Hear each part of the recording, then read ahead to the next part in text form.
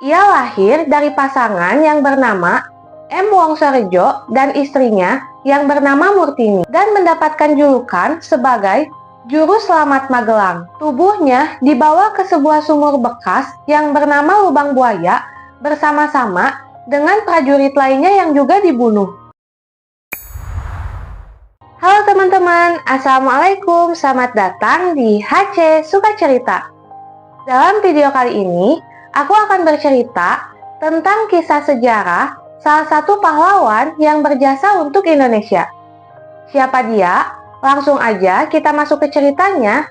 Kisah Ahmad Yani. Ahmad Yani lahir di Jenar, Purwodadi, Purworejo pada tanggal 19 Juni 1922. Ia lahir dari pasangan yang bernama M. Wongsorejo dan istrinya yang bernama Murtini. Keluarga ini bekerja di sebuah pabrik gula milik seorang Belanda. Mulanya, Ahmad Yani menempuh pendidikan HIS di Purworejo hanya sampai kelas 1.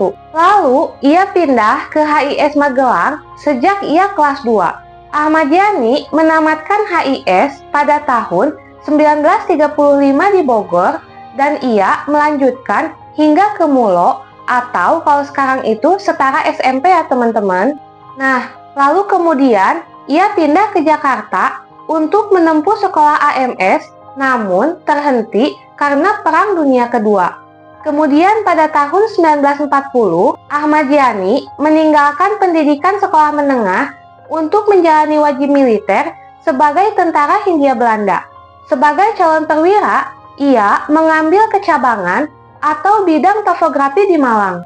Tetapi pendidikan ini terputus karena adanya invasi Jepang pada tahun 1942. Di tahun yang sama ini, Ahmad Yani juga pindah bersama keluarganya kembali ke Jawa Tengah. Ketika Hindia Belanda jatuh ke tangan Jepang, Ahmad Yani sempat diculik oleh Dai Nippon di Cimahi, namun ia berhasil bebas dan kembali ke Purworejo. Pada tahun 1943, ia bergabung menjadi anggota PETA atau Pembela Tanah Air yang dibentuk oleh penguasa Jepang pada waktu itu, dan ia pun menjalani pelatihan lebih lanjut di Magelang. Setelah menyelesaikan pendidikan ini, Yani meminta untuk dilatih menjadi komandan peleton PETA dan menerima pendidikan di Bogor, Jawa Barat. Setelah selesai, ia dikirim kembali ke Magelang menjadi instruktur tentara. Nah, singkat cerita, pada tanggal 5 Desember 1944, ia menikah dengan Bandiah Yayu Ruliah. Nah, wanita ini dulunya pernah menjadi guru mengetiknya. Nah, dari perkawinannya dengan Yayu ini, ia dianugerahi 8 orang anak.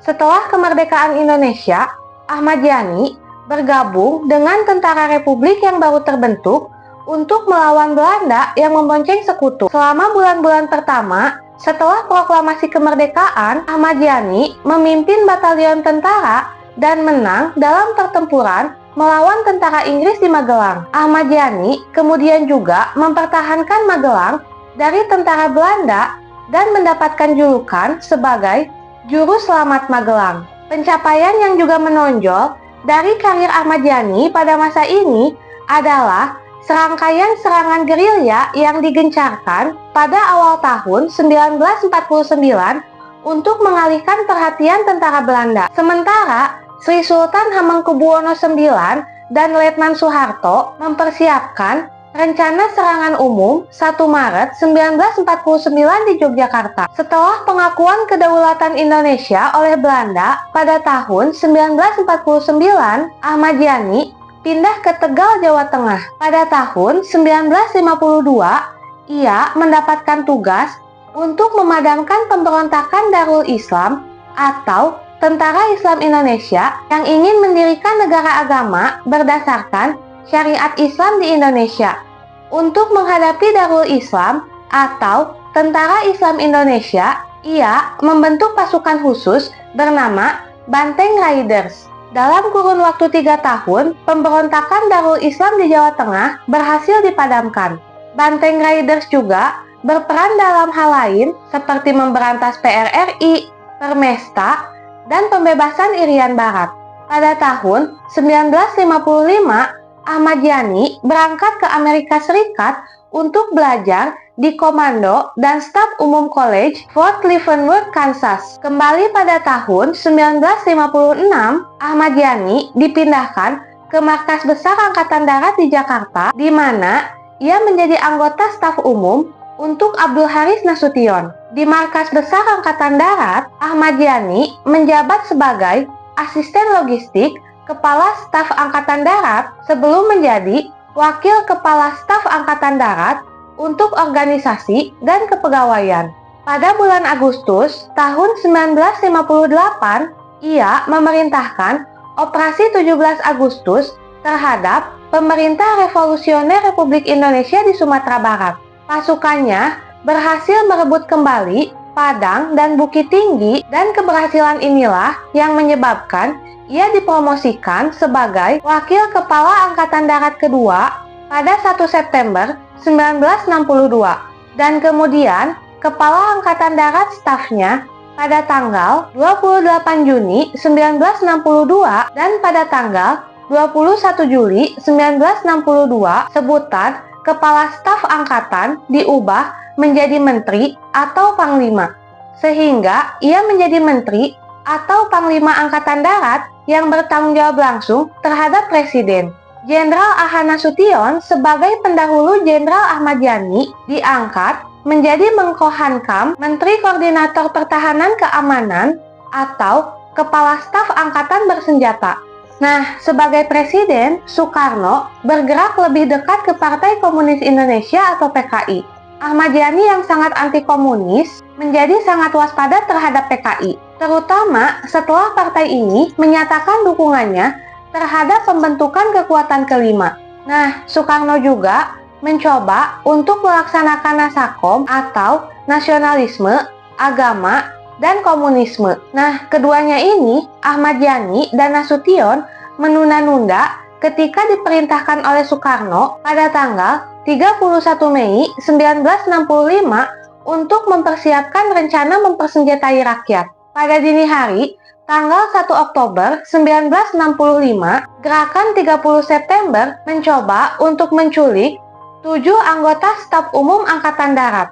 Sebuah tim yang berjumlah sekitar 200 orang mengepung rumah Ahmad Yani yang berada di Jalan Latuhahari nomor 6 di Menteng, Jakarta Pusat. Biasanya, Ahmad Yani memiliki 11 tentara yang menjaga rumahnya.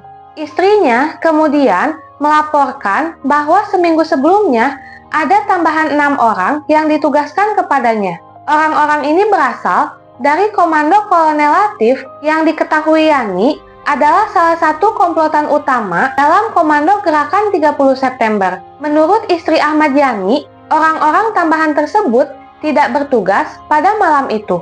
Pada malam itu, Ahmad Yani dan anak-anaknya sedang tidur di rumahnya, sementara istrinya sedang berada di luar merayakan ulang tahun bersama sekelompok teman dan kerabatnya. Dia kemudian menceritakan bahwa saat ia pergi sekitar pukul 11 malam, dia melihat seseorang yang sedang duduk di seberang jalan seakan menjaga rumah di bawah pengawasan.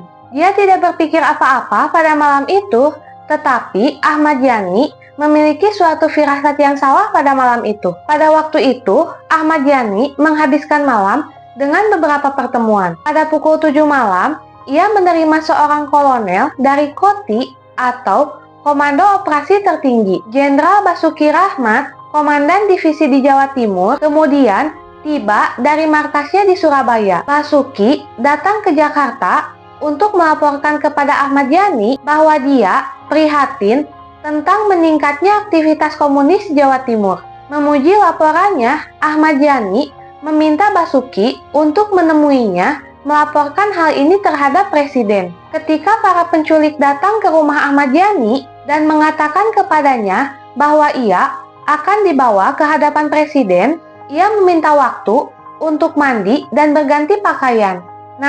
Namun komplotan penculik ini menolak dan ia pun menjadi marah. Ia menampar salah satu prajurit penculik dan mencoba menutup pintu depan rumahnya.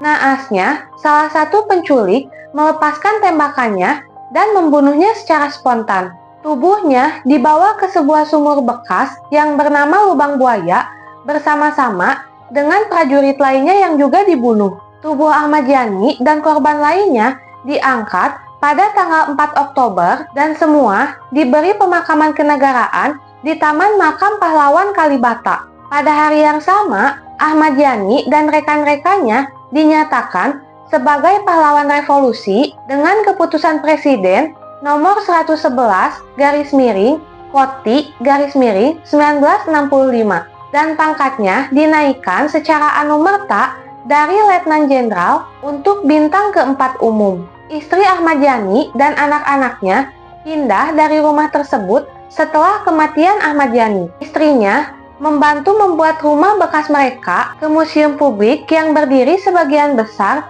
pada Oktober 1965. Saat ini, banyak kota-kota di Indonesia yang memiliki jalan dengan nama Jenderal Ahmad Yani. Selain itu, namanya juga diabadikan menjadi Bandar Udara Jenderal Ahmad Yani di Semarang. Nama besar Jenderal Ahmad Yani juga digunakan sebagai nama dua universitas besar di Indonesia, yaitu Universitas Ahmad Yani di Cimahi dan Universitas Jenderal Ahmad Yani di Yogyakarta. Kedua perguruan tinggi tersebut berada di sebuah naungan Yayasan Kartika Eka Paksi yang merupakan yayasan yang dimiliki TNI Angkatan Darat di mana beliau mengabdi.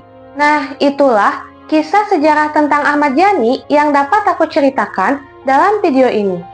Semoga cerita ini bermanfaat buat kalian yang mendengarkan. Jangan lupa support terus channel ini dengan cara like, komen, dan subscribe. Bye-bye!